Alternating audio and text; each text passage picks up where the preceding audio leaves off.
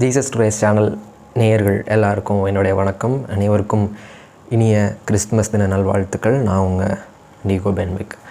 என்ன கிறிஸ்மஸ் முடிஞ்ச 2 வாரம் ஆச்சு, ஆனதுக்கப்புறம் கிறிஸ்மஸ் வாழ்த்து சொல்கிறான்னு கேட்காதீங்க. ஏன்னா கத்தோலிக்கர்களுக்கு கிறிஸ்துமஸ் பண்டிகை ஏற்கனவே சொல்லியிருப்பாங்கன்னு நினைக்கிறேன். வித் ஆக்டேவ் அப்படின்னு சொல்லுவாங்க. கிறிஸ்மஸ் நாள் அப்படிங்கிறது நம்ம 8 நாள் கொண்டாடலாம். அந்த ஆக்டேவ் 1ஆம் தேதி வரைக்குமே நம்ம கிறிஸ்மஸ் தினம் கொண்டாடலாம். அதான் 1ஆம் தேதி முடிஞ்சிருச்சு அப்படின்னு கேட்காதீங்க. ஏன்னா கிறிஸ்துமஸ் பண்டிகையோட கொண்டாட்டம் we can extend it up to January 6th வரைக்கும் நம்ம கொண்டாடிக்கலாம். திருக்காட்சி திருநாள்னு சொல்லுவாங்க. எஃபிஃபனி டே, மூன்றரசர்கள் அந்த திருநாள் வரைக்கும் கொண்டாடுவாங்க. So anyways, merry Christmas.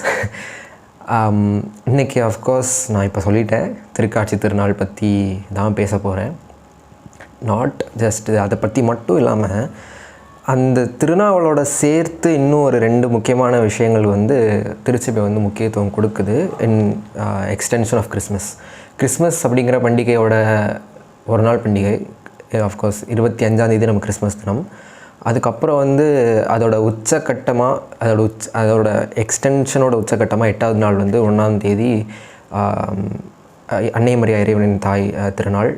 அது எதற்காக அன்னை மரியா இறைவனின் தாய் திருநாள் வந்துச்சுங்கிறதையும் சொல்லியிருப்பாங்க. அது ஏன்னா இயேசு கிறிஸ்து உண்மையாக கடவுள், உண்மையாக இறைவன், அவர்களே கருதாங்கிய மரியா அப்படிங்கிறத சொல்கிறது மூலமாக இயேசுவோட மனிதத்தன்மையும் இறைத்தன்மையும் சேர்த்து நம்ம 1ஆம் தேதி கொண்டாடுறோம். அன்றைக்கி இயேசுவோடைய விருத்த சேதனம் செய்து அவருக்கு இயேசுன்னு பெயரிட்ட திருநாளாக இருக்கிறனால அன்றைக்கி அவருடைய மனிதத்தன்மைக்கு ஒரு முக்கியத்துவம் கொடுத்து வருஷத்தோட முதல் நாள் அவரோட மனிதத்தன்மைக்கு முக்கியத்துவம் கொடுக்குற ஒரு நாளாக நம்ம செலிப்ரேட் பண்ணுறோம்.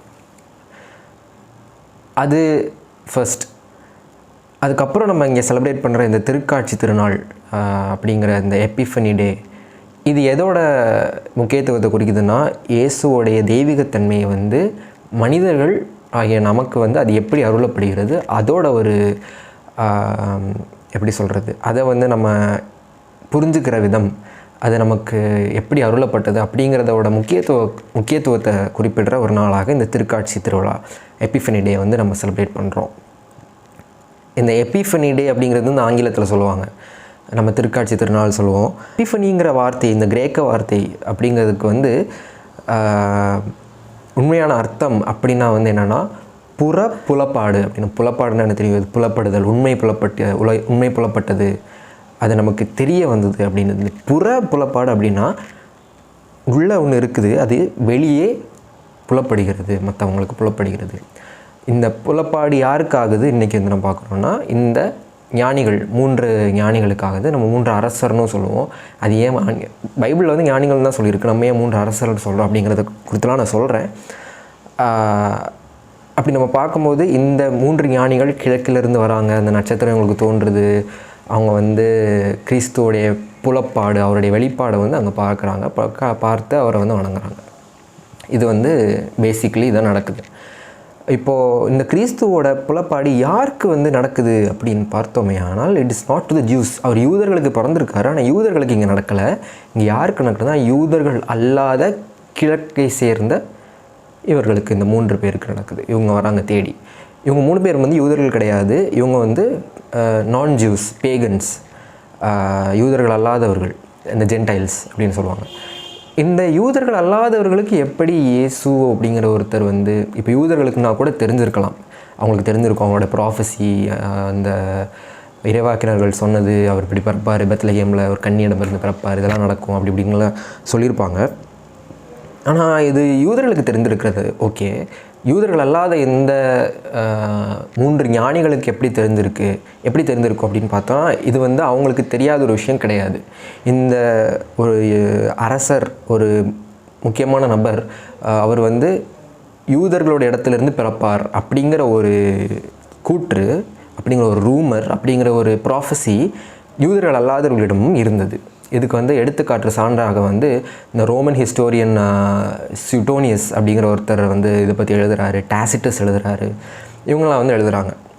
அதாவது ஒரு யூதேயா, ரோமாபுரியோட அவ்வளோ பெரிய சாம்ராஜ்யத்தில் ஒரு சின்ன பகுதி தான் யூதேயா. அந்த யூதேயாவிலேருந்து ஒரு அரசர் பிறக்க போகிறார் அப்படிங்கிற ஒரு இது அங்கே இருக்கிற எல்லாருக்குமே தெரிஞ்சிருந்தது. ஒரு ரூமராகவே ஸ்ப்ரெட் ஆயிருந்துச்சு. இதை பற்றி இவர்கள்லாம் எழுதுகிறாங்க, இந்த ரோமன் ஹிஸ்டோரியன்ஸ். இவங்க எழுதும்போது இது வந்து நம்ம பிப்ளிக்கல் பைபிள் மூலமாக கூட பார்க்கலாம். இது அறிந்திருந்தனால தான் இந்த ஞானிகள் அப்படிங்கிற ஒரு வார்த்தை வந்து இங்கிலீஷில் வந்து மேஜாய் அப்படின்னு சொல்லுவாங்க. இந்த கிரேக்கத்தில் வந்து என்ன வார்த்தை சொல்லியிருப்பாங்க, இந்த மேகுஸ், எம்ஏஜியூஎஸ், மேஜூஸ் அப்படின்னு. இதுக்கு இந்த மெஜிஷியன் அப்படிங்கிற வார்த்தை கூட இந்த ஆங்கில வார்த்தை இந்த வார்த்தையிலேருந்து வந்தது. இந்த மேகை, ஞானி அப்படிங்கிறது, வைஸ்மென். இந்த ஞானிகளோட வேலை என்னவாக இருக்குன்னா, இவங்க வந்து நட்சத்திரங்கள் அதோட காலத்துக்கு ஏற்ற மாதிரி இப்படி மாறுது, அதை பற்றிலாம் அவங்க படிக்கிறவங்க, உலக ஞானத்தை பற்றி தெரிந்தவர்கள் அவங்களும் தான். ஸோ இவங்களாம் தான் இந்த ஞானிகள். இவங்களுக்கு அதெல்லாம் தெரிஞ்சதுனால இவங்க வந்து இந்த ப்ராஃபஸியும் கேள்விப்பட்டதுனால இவங்க வராங்க. இது வந்து பைபிளில் வந்து ஒரு பழைய ஏற்பாட்டில் ஒரு முக்கியமான இடத்துலையும் ஒரு யூதர் அல்லாத ஒரு நபர் வந்து இப்படி ஒரு விஷயத்தை வந்து சொல்கிறது வந்து நம்ம பார்க்கலாம். எதில் பார்க்கலான்னா, எண்ணிக்கை புத்தகம் சாப்டர் 24 verse 15-17. அதில் வந்து பாலாம் அப்படிங்கிற ஒரு இறைவாக்கினர் இருக்கார். இறைவாக்கினர்கள் எல்லோரும் இருக்காங்க. அதில் வந்து இந்த பாலாம்ங்கிறவர் வந்து ஒரு யூதர் கிடையாது, யூத நம்பிக்கை உள்ளவர் கிடையாது. மாறாக இவர் வந்து யூதர் அல்லாத ஒரு நபர்.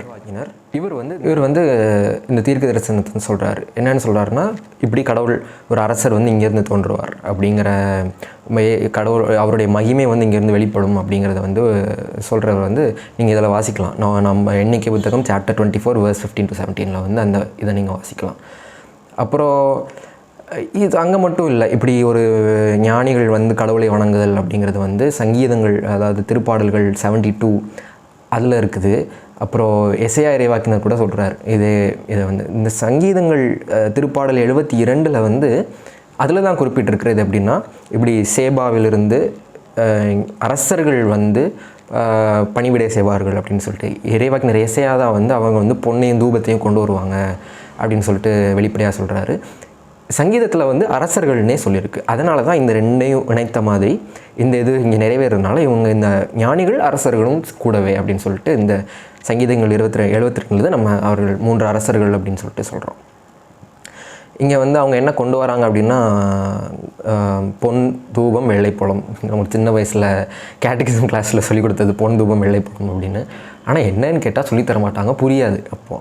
இப்போ நமக்கு பொன்னா கோல்டு, தூபம்னா ஃப்ராங்கன்சென்ஸ், நம்ம கோயிலில் யூஸ் பண்ணுற தூபம்.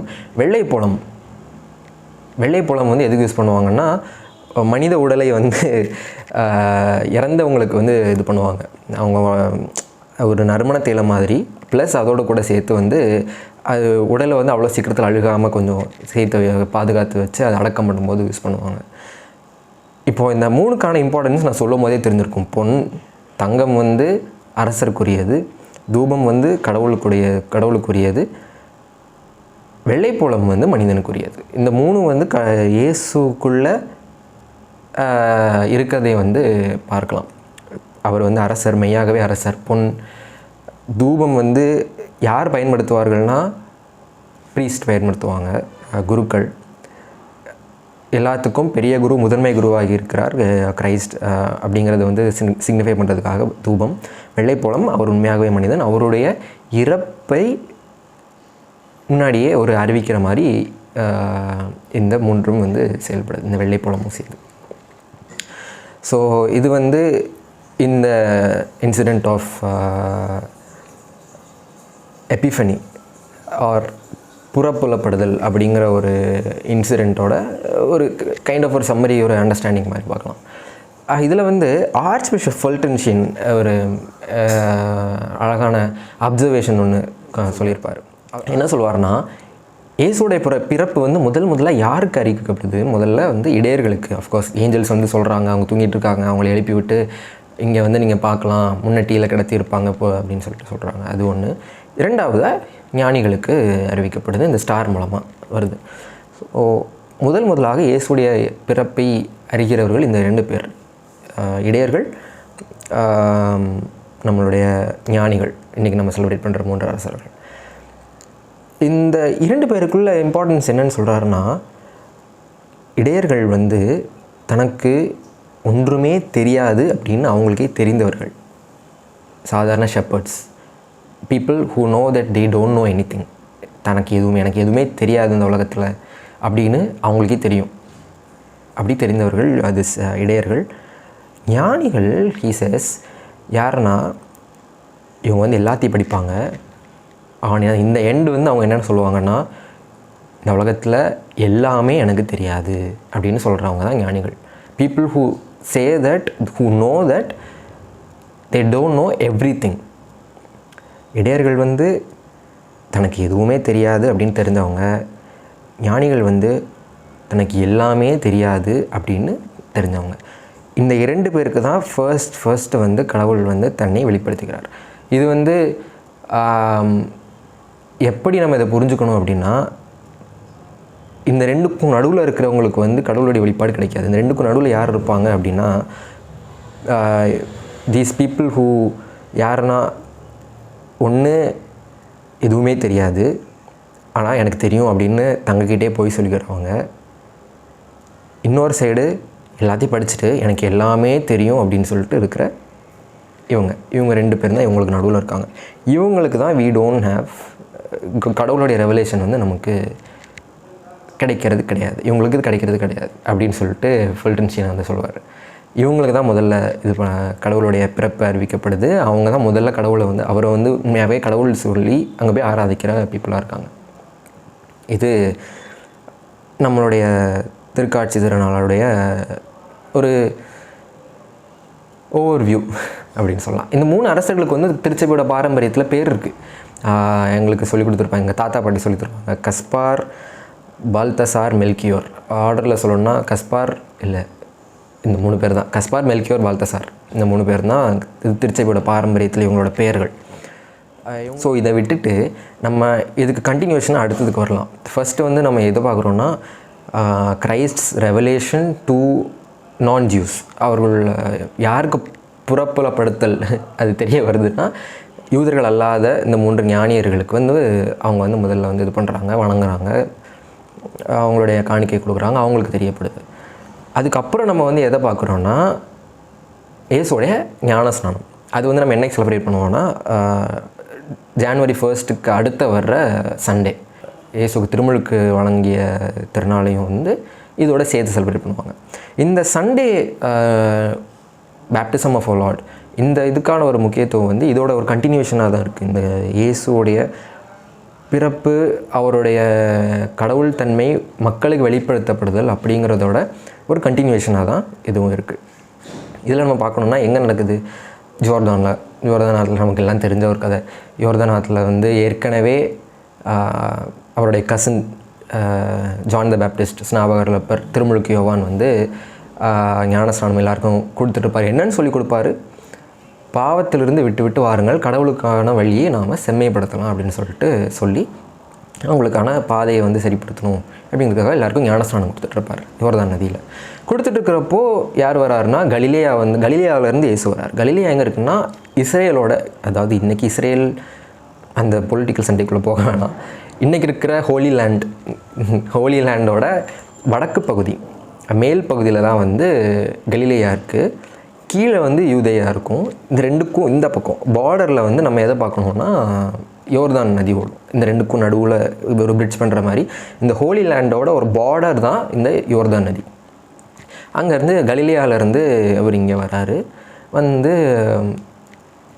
அவங்களுக்கு வந்து அங்கே நடந்துகிட்ருக்குது, ஞானஸ்நானம் கொடுத்துட்ருக்காரு ஜான் த பேப்டிஸ்ட். வந்துட்டு அவர் இறங்கி வராரு. வரும்போது இவர் சொல்கிறாரு, இதோ ஆண்டவரின் செம்மறி அப்படின்னு சொல்லிட்டு அதெல்லாம் அந்த ஈவெண்ட்ஸ்லாம் நடக்குது. அவரோட ஞானஸ்நான ஈவெண்ட்டுக்கு போகிறதுக்கு முன்னாடி நம்ம வந்து இந்த விஷயம் நடக்கிற இடத்த வந்து நம்ம பார்க்கணும். இந்த விஷயம் எங்கே நடக்குது அப்படின்னா, பார்டர், நான் சொன்ன மாதிரி border of the holy land, இன்றைக்கி இருக்கிற யூதேயாவோட பார்டர், அன்னைக்கு இருந்த பார்டர் தான் இது. வந்து அந்த பார்டரை நம்ம எங்கே பார்க்கலாம் அப்படின்னா, பழைய ஏற்பாட்டில் விடுதலை பயணம் நூலில் பார்க்கலாம்.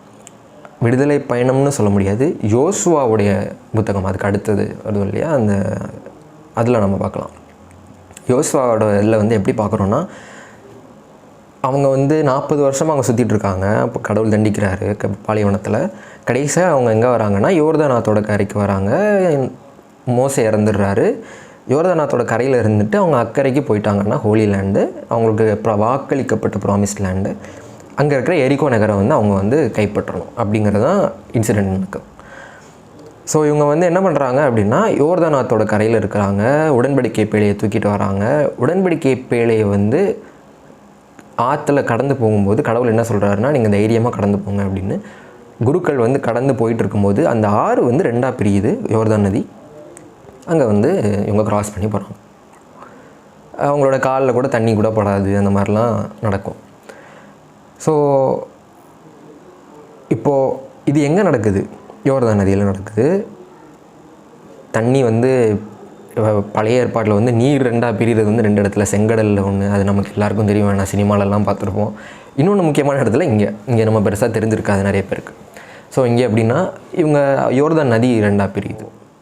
ஜான் த பேப்டிஸ்ட் ஒரு 1ஆம் நூற்றாண்டில் வாழ்ந்த யூதர்கள், அவர்களுக்கு வந்து நல்லாவே தெரியும், இப்போது ஒரு மனிதன் வந்து இங்கேருந்து இதே யோர்தான் நதி கரையில் நின்றுட்டு எல்லாரையும் வந்து வாங்க கடவுளுடைய வழியை நம்ம செம்மைப்படுத்தலாம் அப்படின்னு சொல்லிட்டு சொல்கிறாரு. அப்படின்னா முதல் நூற்றாண்டு யூதர்கள் எல்லாருக்குமே வந்து தெரிந்த ஒரு விஷயம் ஞாபகம் வந்திருக்கும். என்னென்னா முதல் நூற்றாண்டை சேர்ந்த யூதர்கள் எல்லாருமே வந்து ஒரு விஷயத்துக்காக 2 விஷயத்துக்காக எக்ஸ்பெக்ட் பண்ணிட்டுருந்தாங்க. ஒன்று, அவங்களுக்கான வந்து மெஸ்ஸியா வருவார் அப்படிங்கிற ஒன்று. இன்னொன்று, அவங்களுக்கான ஒரு புதிய விடுதலை பயணம் நடக்கும், ஒரு நியூ எக்ஸோடஸ் அப்படின்னு சொல்லலாம், அது வந்து நடக்கும் அப்படிங்கிறத வந்து அவங்க நடக்கிறதுக்காக அவங்க எக்ஸ்பெக்ட் பண்ணிகிட்டு இருந்தாங்க. ஸோ ஜான் த பேப்டிஸ்ட் வந்து அங்கே நின்றுட்டு புதிய கடவுளுக்கான வழியை செம்மைப்படுத்தலாம் வாங்கன்னு சொல்லிட்டு பாவத்தை விட்டு வாங்கல் அப்படின்னு சொல்லிட்டு பாவத்திலிருந்து நீங்கள்லாம் வந்து மனம் திரும்புங்கள்னு சொல்லி அழைக்கும்போது அவங்களுக்கு வந்து அது கண்டிப்பாக தெரிஞ்சிருக்கும். அவங்க வந்து அதை ரிலேட் பண்ணியிருப்பாங்க பழைய ஏற்பாட்டில் நடந்ததையும். இப்போது அவங்களுடைய எக்ஸ்பெக்டேஷன், அவங்க வந்து எதிர்பார்த்துருக்கிற அந்த புதிய எக்ஸோடஸ், அந்த புதிய இறையரசோட வருகையை வந்து இவங்களாம் வந்து எதிர்பார்த்துருந்தோம் ஞாபகம் வந்திருக்கும். இப்போ இயேசு வராரு, வந்துட்டு வந்து ஜான் த பேப்டிஸ்ட் கிட்ட வந்து ஞானஸ்நானம் வாங்கணும்னு சொல்லிட்டு அவர் வராரு. அப்போது ஜான் த பேப்டிஸ்ட் என்ன சொல்கிறாரு அப்படின்னா, நீங்கள் வந்து என்னைய பேப்டைஸ் பண்ணாதீங்க அப்படின்னு சொல்லிட்டு சொல்கிறாரு. You should not baptise me. ஏன்னா அவர் வந்து பேசிக்கலாக என்ன சொல்கிறாரு, பாவத்தை விட்டு வர்றவங்களுக்கு தான் ஞானஸ்நானம் அப்படின்னு சொல்கிறாரு. இயேசு வந்து பாவியே கிடையாது. அவர் ஏன் வந்து ஜான் த பேப்டிஸ்ட் கிட்ட வந்து ஞானஸ்நானம் வாங்கணும்? ஜான் த பேப்டிஸ்ட்க்கு தெரியுது. திருமுழுக்கு யோவான் என்ன சொல்கிறாருன்னா, இல்லை நான் உங்களை இங்கே பேப்டைஸ் பண்ணக்கூடாது, நீங்கள் தான் பாவியான என்னையை பேப்டைஸ் பண்ணணும், நீங்கள் தான் எனக்கு ஞானஸ்நானம் கொடுக்கணும் அப்படின்னு சொல்லிட்டு சொல்கிறாரு. அப்போ வந்து இயேசு வந்து ஒரு ரெஸ்பான்ஸ் சொல்கிறார். தான் உம்மிடம் திருமுழுக்கு பெற வேண்டியவன் நீரா என்னிடம் வருகிறீர் என்று கூறி தடுத்தார். இயேசு அதற்கு மறுமொழியாக, இப்பொழுது விட்டுவிடும், கடவுளுக்கு ஏற்புடையவை அனைத்தும் நாம் நிறைவேற்றுவது தான் முறை அப்படின்னு சொல்கிறார். இங்கே கடவுளுக்கு ஏற்றது என்ன, எதை நிறைவேற்றணும், எதுக்காக இவர் வந்து பேப்டிசம் வாங்கணும் அப்படின்னு சொல்லிட்டு யோசிக்கலாம். அப்போ வந்து என்ன நிறைவேற்றணும் அப்படின்னு சொல்லிட்டு வராருன்னா, அதையும் நம்ம பார்க்குறதுக்கு பழைய ஏற்பாட்டில் இதே ஒரு விஷயம் நடக்கிறத வந்து நம்ம பார்க்கலாம். எலியா தீர்க்கதரிசி பற்றி தெரிஞ்சிருக்கும். எலியா தீர்க்கதரிசி வந்து நிறைய பெரிய காரியம்லாம் பண்ணியிருப்பார். வானத்திலிருந்து நெருப்பெல்லாம் கொண்டு வந்திருப்பார். பாகாலுடைய தீர்க்கதரிசிகள், அவருடைய குருக்கள் எல்லாரையும் வந்து சிதறி ஓட வச்சுருப்பார். அந்த மாதிரிலாம் நிறைய நடந்திருக்கும். ஸோ இந்த எலியா வந்து என்ன பண்ணுறாருன்னா, அவருடைய கடைசி காலத்தில் அவருடைய சீடரான எலிசா கிட்ட அவருடைய மேலாடையை தூக்கி போட்டுட்டு, நான் இங்கேருந்து போக வேண்டிய நேரம் ஆயிடுச்சு, நீ இப்போ வந்து என்னுடைய வேலையை வந்து நீ கண்டினியூ பண்ணுன்னு சொல்லிட்டு அவருடைய சீடரான எலிசா கிட்ட கொடுத்துட்டு, எலியா என்ன பண்ணுறாருன்னா, அவர் சாகலை, அவர் விண்ணகத்துக்கு செல்கிறார். அவர் விண்ணகத்துக்கு எப்படி செல்கிறாரு? வானம் திறக்குது, ஒரு நெருப்பு இதிலிருந்து இவர் மேலே எடுக்கப்படுறார். ஆனால் அங்கே வந்து இன்னொன்று நடந்துச்சு. அவர் எங்கே நின்று இது நடக்குதுன்னா, யோர்தான் ஆற்றோட நதியில் நின்று கரையில் வந்து நடக்குது. யோர்தான் ஆற்றோட கரையில் என்ன நடக்குதுன்னா, அதே மாதிரி 6 2ஆக பிரியுது. 6 2ஆக பிரிகிற நேரத்தில் இவர் வந்து மேலே எடுத்துக்கொள்ளப்படுகிறார். இப்படி தான் இது நடக்குது. ஸோ இதுக்கும் இந்த இயேசுவோடைய ஞானஸ்நானத்துக்கும் என்ன சம்பந்தம்னா, எப்படி வானம் அங்கே திறந்துக்குதோ, எப்படி எலியா வந்து அங்கே எடுத்துக்கொள்ளப்படுகிறாரோ, அங்கே எப்படி அதே யோர்தான் ஆற்றோட கரையில் அங்கே 6 பிரிகிற மாதிரி, எப்படி மக்கள் ப்ராமிஸ்ட் லேண்டுக்குள்ளே வரும்போது 6 பிரிஞ்ச மாதிரி, வானம் திறக்கிற மாதிரிலாம் நடக்குதோ, அது எல்லாவற்றின் நிறைவேறுதலாக இயேசு வந்து ஞானஸ்நானம் வாங்குறார். அவர் ஞானஸ்நானம் வாங்கும்போது என்ன நடக்குது? வானம் திறக்குது, தூய ஆவியார் இறங்கி வரார். ஸோ இங்கே என்ன சொல்ல வராருன்னா, இயேசு இதுதான் நீங்கள் எதிர்பார்த்து கொண்டிருக்கிற அந்த விடுதலை பயணம். நான் வந்து வானத்தை உங்களுக்காக திறக்கிறேன், நீங்கள் வந்து இப்போ மேலே வரலாம் அப்படிங்கிறதோட ஒரு சிம்பாலிசமாக வந்து இந்த ஒரு ஒரு ஒரு நிறைவேறுதலாக வந்து இயேசு இதை வந்து செய்கிறார். அப்போ வந்து பரிசுத்த ஆவி இறங்கி வர்றாரு. எப்படி இறங்கி வர்றாருன்னா புறாவுடைய வடிவத்தில் இறங்கி வர்றாரு. புறாவோட வடிவத்தில் இது வரைக்கும் புறாங்கிறது வந்து நமக்கெல்லாம் தெரியும், சமாதானத்தின்னு சொல்லுவோம். சில பேர் வந்து சமாதானத்துடைய சின்னன்னு சொல்லுவாங்க, மோஸ்ட் ஆஃப் தம் சொல்லுவாங்க. ஆனால் இங்கே வந்து நம்ம வந்து இதை ஒரு சமாதானத்தின் சின்னமாக எடுக்காமல் ஒரு பிப்ளிக்கல் அண்டர்ஸ்டாண்டிங்கில் எப்படி பார்க்குறது அப்படின்னா, இதே மாதிரி புறா இன்னொரு இடத்துலையும் வந்திருக்கும். பழைய ஏற்பாட்டில் எங்கே நடந்திருக்குன்னா, நம்ம நோவா உடைய இன்சிடெண்ட்டாக நடந்திருக்கும். இப்போவே உங்களுக்கு தெரிஞ்சிருக்கும் என்னதுன்னு. அவர் வந்து வெள்ளம் வந்துருச்சு, எல்லோரும் வந்து அது பெரிய பேழை செஞ்சு அதில் இருக்கிறப்போ அவங்க வந்து தண்ணியெல்லாம் வத்திருச்சா அப்படின்னு சொல்லிட்டு இறைவன் வந்து உலகத்தை அழிச்சிட்டாரு. தண்ணி வத்திருச்சான்னு பார்க்குறதுக்காக இவர் புறாவை அனுப்பி வைக்கிறாரு. அந்த புறா எப்படி திரும்பி வருதுன்னா, வாயில் அவரோட அழகில் வந்து ஒரு ஒலிவ கிளையை வந்து ஒரு ஃப்ரெஷ்ஷான ஒலிவ கிளையை தூக்கிக்கிட்டு நோவா கிட்ட வருது. நோவா வந்து இதை பார்த்துட்டு புரிஞ்சுக்கிறாரு. என்ன புரிஞ்சுக்கிறாரு அப்படின்னா, அந்த புறாவை திரும்பி வரும்போது கடவுள் அழிச்சார் உலகத்தை, இப்போது ஒரு புதிய உலகத்தை அவர் க்ரியேட் பண்ணியிருக்காரு. ஒரு புதிய உலகம் நமக்காக காத்துட்ருக்கு. a new creation has been made அப்படின்னு சொல்லிட்டு பார்க்குறோம். ஸோ இது இங்கே மறுபடியும் நடக்குது.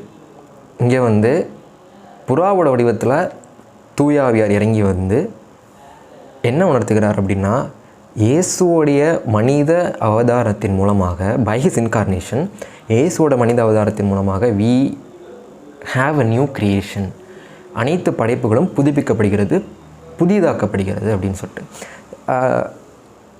இப்போது இயேசுவோடைய பிறப்பை வந்து நம்ம ரொம்ப ஈஸியாக சிம்பிளாக எடுத்துருப்போம். அவர் பிறந்துட்டார், அவர் கன்னியிடமிருந்து பிறந்தார் அப்படின்னு சொல்லிட்டு சொல்லிடுவோம்.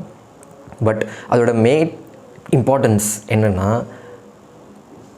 காலத்துக்குள் அகப்படாத ஒரு கடவுள், வர முடியாத ஒரு கடவுள், காலத்துக்கு அப்பாற்பட்ட ஒரு கடவுள், படைப்புகளுக்கு அப்பாற்பட்ட படைப்பாளர், படைப்புக்குள்ளேயே வந்துட்டார்.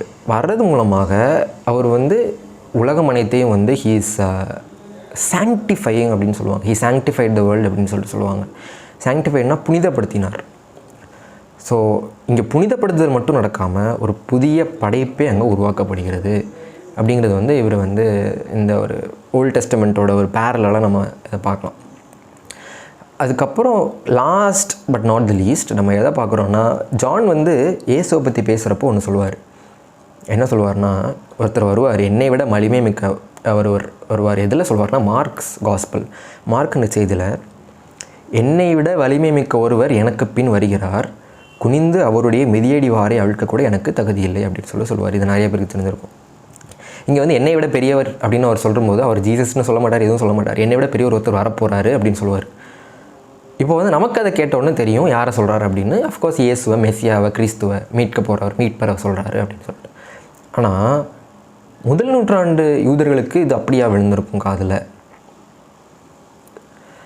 கண்டிப்பாக இல்லை. அவங்க அஃப்கோர்ஸ் மீட்பருக்காக வெயிட் பண்ணிட்டுருக்காங்க. அவங்களுக்கு இது எப்படி புரிஞ்சிருக்கும் அப்படின்னா, நம்ம இது சொல்கிறவர் யார் அப்படிங்கிறது வந்து புரிஞ்சுக்கணும். ஸ்நாபகர்லப்பர், அதாவது திருமுழுக்கு யோவான் இதை சொல்கிறார். திருமுழுக்கு யோவானை பற்றி பழைய ஏற்பாட்டில் ஏற்கனவே நமக்கு வந்து தெரியும் என்ன சொல்லியிருக்காங்க அப்படின்னு சொல்லிட்டு. ஏசையா இந்த மார்க் நற்செய்தி தொடங்கும் போதே மார்க் நற்செய்தியால் என்ன சொல்கிறாருன்னா, இது வந்து ஏசையாவோட தீர்க்க தரிசனத்தோட ஒரு ஃபுல்ஃபில்மெண்ட் அப்படின்னு சொல்லுவார். ஏசையா 40 வந்து என்ன சொல்லியிருக்கும் அப்படிங்கிறது வந்து மார்க் நற்செய்தி ஓப்பன் பண்ணாலே வந்து முதல்ல மார்க் நற்செய்தியோட அந்த ஏசையா இறைவாக்கினரோட அந்த வாக்கு தொடர்ந்து ஜான் அவர் வந்து திருமுழுக்கு கொடுக்கறது அந்த தான் சொல்லியிருப்பார்.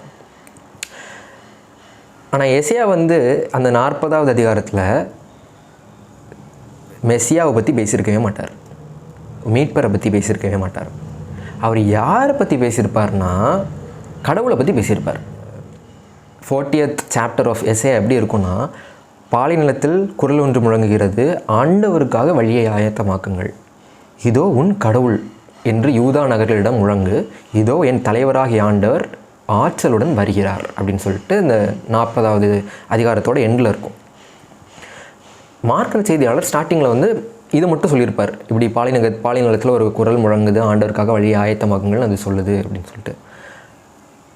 சிலர் வந்து எப்படி சொல்லுவாங்க, இந்த சில ஹெரட்டிக்ஸ், இந்த ஜெகோவாஸ் விட்னஸ் பீப்புள் அவங்களாம் இருக்கட்டும், இல்லை நிறைய பேர் இயேசு வந்து கடவுள் கிடையாது, அவர் ஜஸ்ட் ஒரு அனாயிண்டட் மேன். சில பேர் எப்படி கூட சொல்லுவாங்கன்னா, ஞானஸ்நானம் வழங்கும் போது தான் அவருக்கு வந்து தான் கடவுளுடைய மகனே தெரியும், அதுக்கு முன்னாடி அவருக்கு தெரியாது, அதுக்கப்புறம் தான் அவர் வந்து கடவுள் சூஸ் பண்ணிக்கிட்டாரு, ஏன்னா கடவுள்னு சொல்வார், இவர் என்னோட அன்பான மைந்தர், எல்லோரும் இவர் சொல்கிறது கேளுங்கன்னு சொல்லிட்டு வானம் திறந்து அவர் சொல்கிறது கேட்கும்.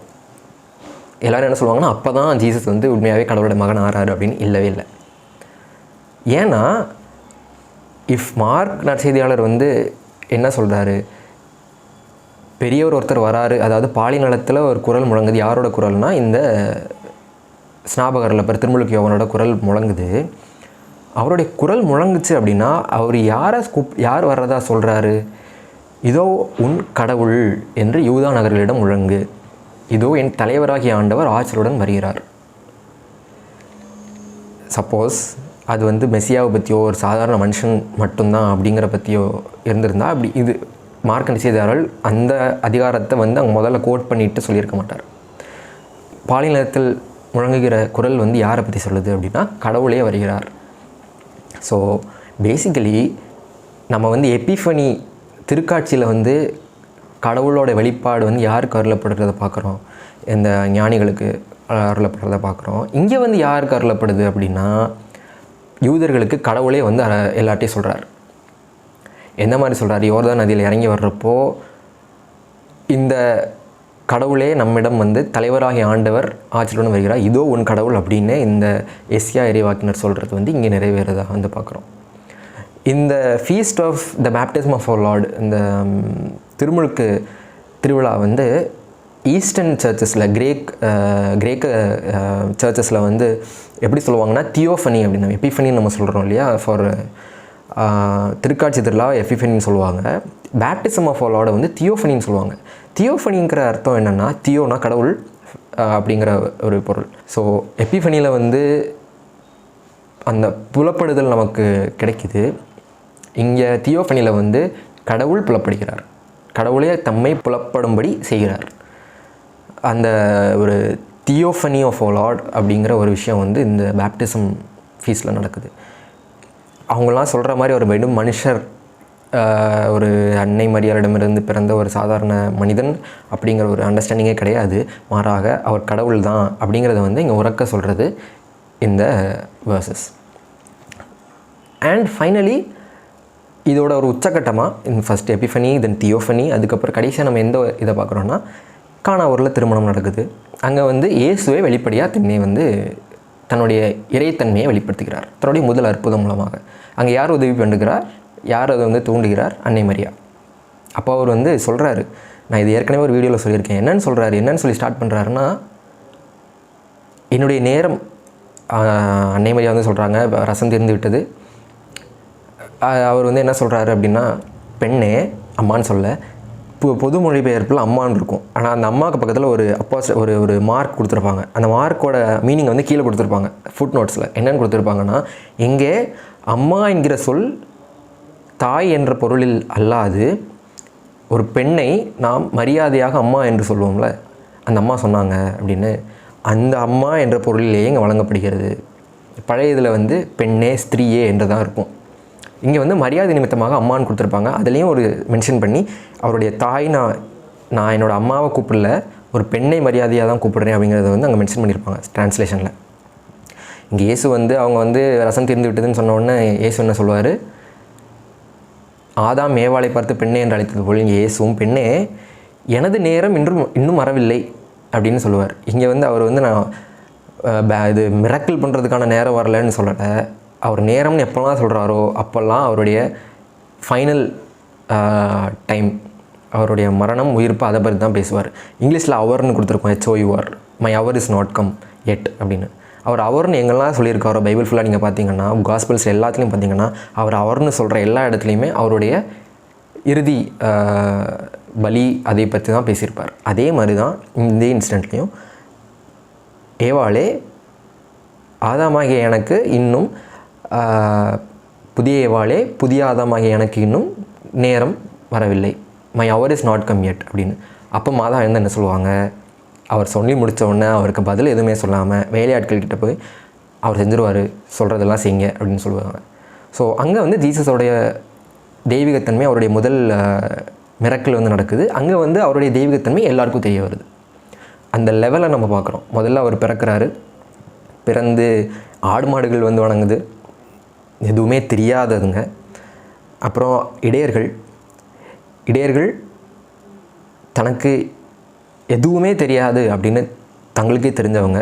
அப்புறம் ஞானிகள் எல்லாத்தையும் படிச்சிருந்தாலும் எல்லாமே எனக்கு தெரியாது என்று அவங்களுக்கு தெரிஞ்சவங்க. அதுக்கப்புறம் நம்ம தியோஃபனிக்கு வரோம். கடவுளே வந்து அனௌன்ஸ் பண்ணுறாரு. அந்த பாலைநிலத்தில் கேட்குற குரல் வந்து எல்லோரும் வழி ஆயத்தமாங்கள், கடவுளாகிய தலைவரே வருகிறார் அப்படின்னு. கடவுள் அங்கே வராரு, வானத்தை திறக்கிறாரு, நீர்நிலையை பிளக்கிறாரு, அங்கே நிற்கிறாரு. கடைசியில் வந்து அவர் இயேசுவே வந்து அவருடைய முதல் அற்புதத்தை செய்கிறார். இந்த டெவலப்மெண்ட்டை தான் நம்ம இந்த வீக்கில் நம்ம பார்ப்போம். January 1 circumcision feast, Mary mother of God, அவருக்கு பேசுன்னு பேர் வச்ச திருநாள். அப்புறம் வந்து இந்த வீக்கெண்டில் வந்து நம்ம இதை பார்ப்போம், எபிஃபனி திருக்காட்சி திருநாள். அதுக்கு அடுத்த உடனே வந்து பேப்டிசம். அதுக்கு அடுத்த வீக்லேயே நம்ம எதை வாசிப்போம்னா இயேசு வந்து கானா ஊரில் செஞ்ச கல்யாணத்தை. இந்த மாதிரி திருச்சபை நமக்கு வந்து இந்த வெளிப்பாடை வந்து நமக்கு சொல்லித்தருது. இந்த ஒரு மேக்ஸிமம் பிக்சரில் நம்ம பார்க்கும்போது எது முக்கியமாக நமக்கு தெரிய வருது அப்படின்னா, நாம் இயேசுவோடைய மனித அவதாரத்தின் முக்கியத்துவத்தை நம்ம இது மூலமாக தெரிஞ்சுக்கணும். இதுக்கப்புறமா இதை நம்ம பிடிச்சிக்கிட்டா அவர் வந்து உண்மையாகவே மனிதர், 100% ஹியூமன், 100% டிவைன் அப்படிங்கிற பேருண்மையை, மறையுண்மையை நம்ம வந்து பிடிக்கலைன்னா இந்த கிறிஸ்துமஸை கொண்டாடுவதிலோ இல்லை கிறிஸ்துவனாக இருப்பதிலோ எந்த விதமான அர்த்தமும் இல்லை அப்படிங்கிறத வந்து திருச்சபை ஆணிதரமாக சொல்லுது. So that is the complete summary of what I want to say. எல்லாத்தையும் சொல்லியிருக்கேன், ரொம்ப லாங்காக போயிருந்தால் மன்னிக்கவும். இருந்து கேட்டவர்கள் எல்லாருக்கும் நன்றி. இன்னும் கிறிஸ்துமஸ் முடியலை, February 2 வரைக்குமே நீங்கள் கிறிஸ்மஸ் கொண்டாடலாம் சர்ச்சோட விதிப்படி. இப்போ பியூரிஃபிகேஷன் ஃபீஸ்ட் வரைக்குமே, அது வரைக்கும் கொண்டாடுறவங்க கொண்டாடுங்க. கொண்டாடிட்டு இருக்கிறவங்களுக்கும் எல்லாருக்கும் கிறிஸ்து பிறப்பு நல்வாழ்த்துக்கள். நன்றி. நான் உங்கள் டிகோ பென்விக். ஆவே மரியா.